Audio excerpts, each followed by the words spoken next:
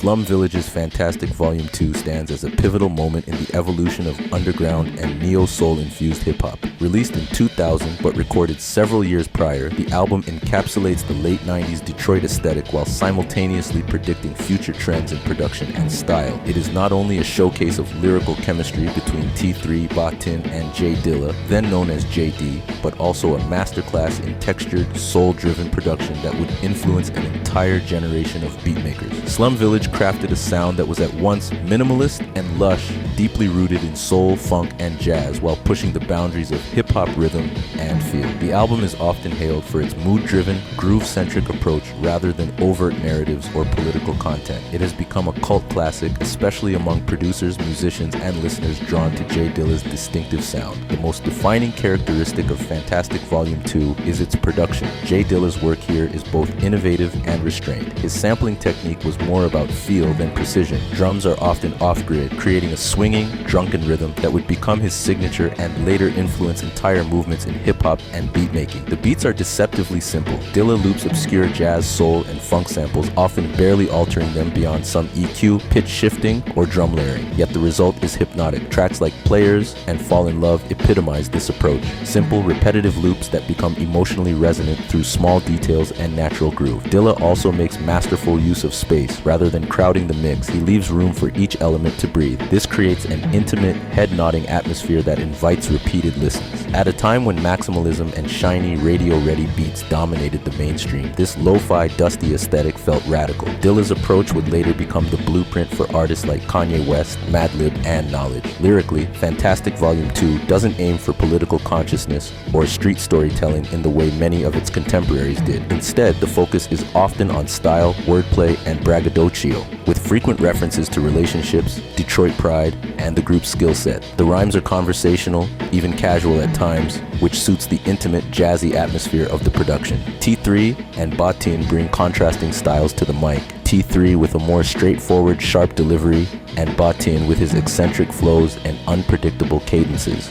J Dilla, though better known as a producer, also makes vocal contributions, and while his rapping is not as refined as his production, it adds to the album's cohesive group dynamic. However, one of the fair critiques of the album lies in its lyrical repetitiveness and occasional lack of depth. Some tracks lean too heavily on mood and vibe, sacrificing substance. For some listeners, this can result in moments where the album feels more like a beat tape with vocals than a fully fleshed out narrative project. At 65 minutes, Fantastic Volume 2 includes several skits and interludes that contribute to the laid-back jam session atmosphere. While these elements enhance the sense of immersion, they can also interrupt the album's momentum. Some listeners may find the pacing slow or the sequencing meandering, particularly in the album's second half. Still, the looseness of the structure reflects the group's ethos, relaxed, organic, unconcerned with radio singles or tight hooks. This casualness is part of what gives the album its charm, but it may limit its accessibility for those expecting more traditional song forms or high-energy performance.